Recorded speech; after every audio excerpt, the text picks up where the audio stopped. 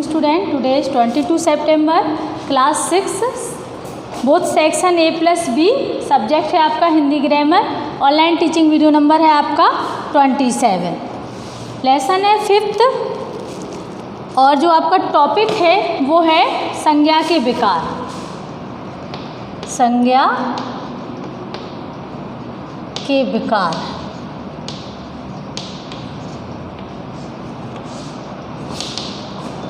लिंग वचन कारक.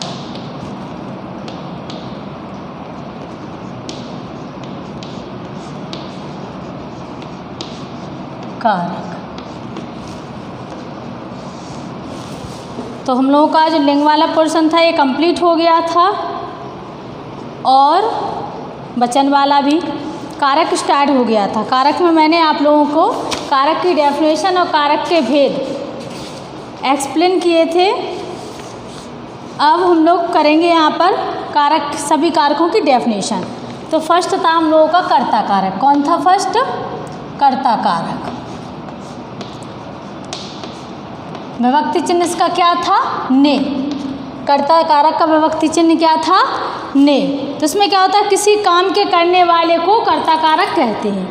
जो काम करने वाला होता है उसे कर्ता कारक कहते हैं. किसी काम को करने वाले को कर्ता कारक कहते हैं. कर्ता कारक का विभक्ति चिन्ह ने है. कभी कभी कर्ता कारक का विभक्ति चिन्ह यूज नहीं होता है, यानी कि कर्ता कारक विभक्ति रहित भी यूज हो जाता है और विभक्ति सहित भी, यानी विभक्ति के साथ और बिना विभक्ति के भी. जैसे सोनू ने खाना खाया. सोनू ने खाना खाया. खाना खाया. ठीक है.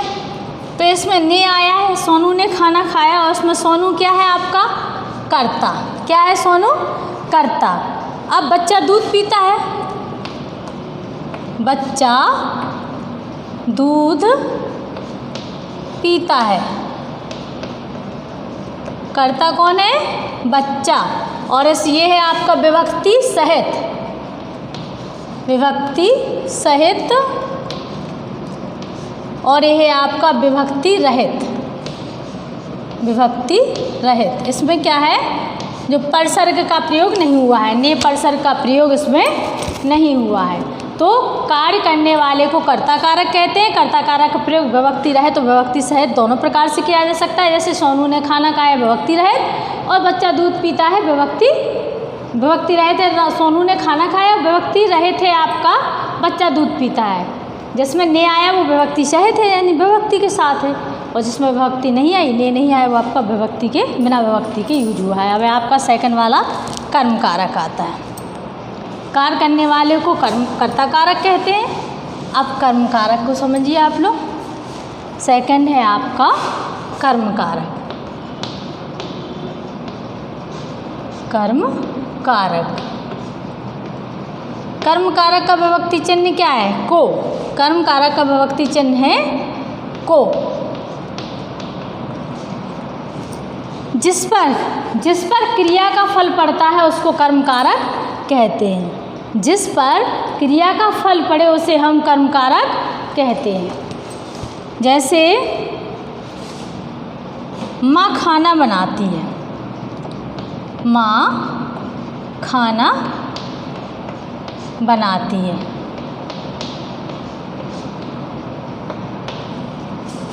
माँ खाना बनाती है. तो इसमें भी क्या होता है बेटा, कभी कभी ये भी विभक्ति रहे तो विभक्ति सहित यूज हो जाता है. तो ये आपका विभक्ति रहित है. इसमें परसर्ग नहीं है. बिना विभक्ति के. किसके? बिना विभक्ति के. और फिर अध्यापक छात्र को पढ़ाता है. अध्यापक छात्र को पढ़ाता है. छात्र को पढ़ाता है. पढ़ाता है. तो इसमें को आया तो छात्र को, ये आपका इसमें कर्म कारक है. ये विभक्ति के साथ. विभक्ति के साथ. कैसे अध्यापक छात्र को पढ़ाता है। तो इसमें को आया ना, ये विभक्ति सहित है और ये विभक्ति रहित है। तो जिस पर क्रिया का फल पड़ता है उसे कर्म कारक कहते हैं। अब है आपका इसमें नंबर 3 आया आपका करण कारक। कौन सा आया है? कर्म कारक, सॉरी करण। कर्म हमने भी एक्सप्लेन किया है। 3rd नंबर है आपका करण कारक।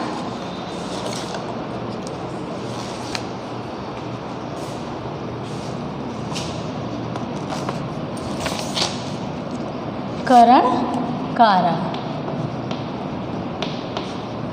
इसका विभक्ति चिन्ह है से। इसका विभक्ति चिन्ह क्या है? से।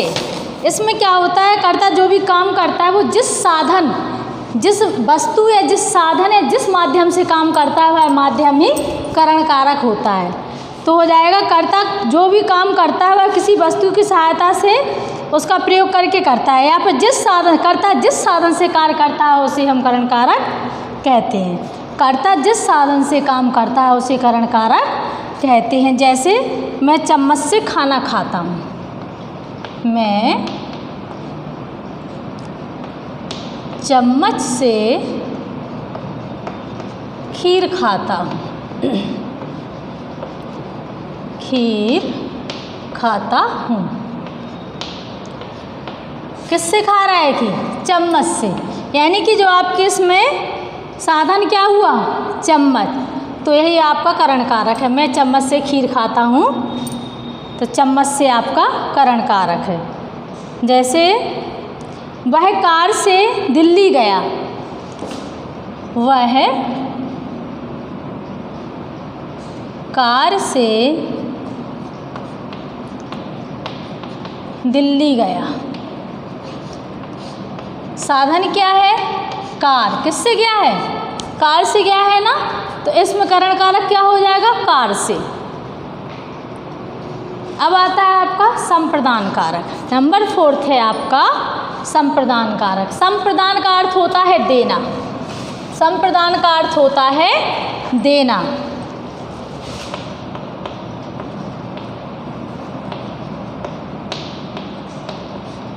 संप्रदान कारक, इसका विभक्ति चिन्ह होता है के लिए और को और के लिए। कर्म कारक का विभक्ति चिन्ह भी को होता है और संप्रदान कारक में भी विभक्ति चिन्ह को आता है, और करण कारक का विभक्ति चिन्ह से है और अपादान कारक का विभक्ति चिन्ह भी से है। जब हमारे ये पूरे जिनकी डेफिनेशन एक्सप्लेन हो जाएगी, कर्ता के डेफिनेशन 8 प्रकार के होते हैं ना, तो 8वां डेफिनेशन एक्सप्लेन करने के बाद हम आपको संप्रदान और कर्म कारक में अंतर बताएंगे और करण और अपादान कारक में, क्योंकि इन कैसे पहचान करोगे आप? अगर आप परिसर्ग से करोगे तो दोनों का परिसर एक है। जो विभक्ति है संप्रदान की भी को है और कर्म की भी को है, और करण की से है और अपादान की भी से है। तो आगे जब ये डेफिनेशन एक्सप्लेन करने के बाद मैं आप लोगों को इन चारों में अंतर बताऊंगी। संप्रदान कारक का अर्थ होता है देना। जहाँ किसी को कुछ दिया जाता है, किसी के लिए कोई काम करता है, जहाँ किसी के लिए कुछ दिया जाता है उसमें संप्रदान कारक को विभक्ति लगाई जाती है। कर्ता जिसके लिए काम करता है उसके लिए के लिए लगाया जाता है। जब कुछ देता है तो को विभक्ति का यूज होता है, और जब किसी के लिए कार्य करता है तो वहाँ पर के लिए यूज होता है। जैसे मैंने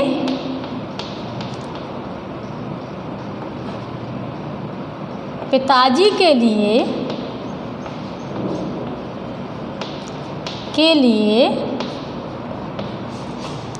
अखबार खरीदा।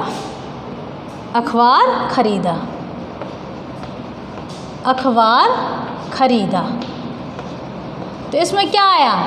पिताजी के लिए कुछ कार्य कर रहे हैं ना, उनके लिए अखबार खरीदा आपने, तो इसमें आपका के लिए आया है, तो इसमें हो जाएगा आपका पिताजी के लिए। ठीक है।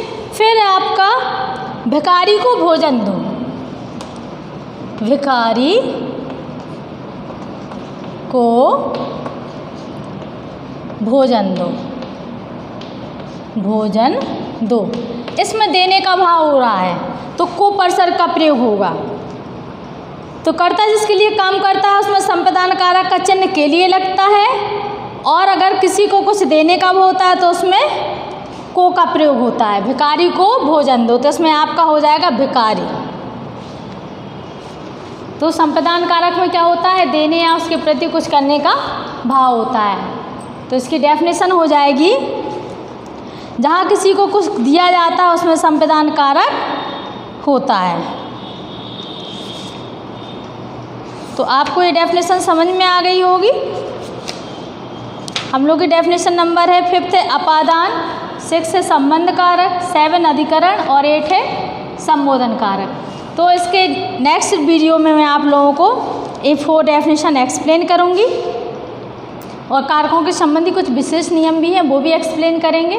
तब तक आप लोग इस चैप्टर को अच्छे से रीड कर लेना, जिससे आपको जल्दी से समझ में आ जाए, और याद भी करते जाना है। जितना आपको लिखवाया जा रहा है उतना पूरा आपको लर्न करना है, क्योंकि आपके एग्ज़ाम आने वाले हैं, फिर एक साथ तो आप पूरा लर्न कर नहीं पाओगे।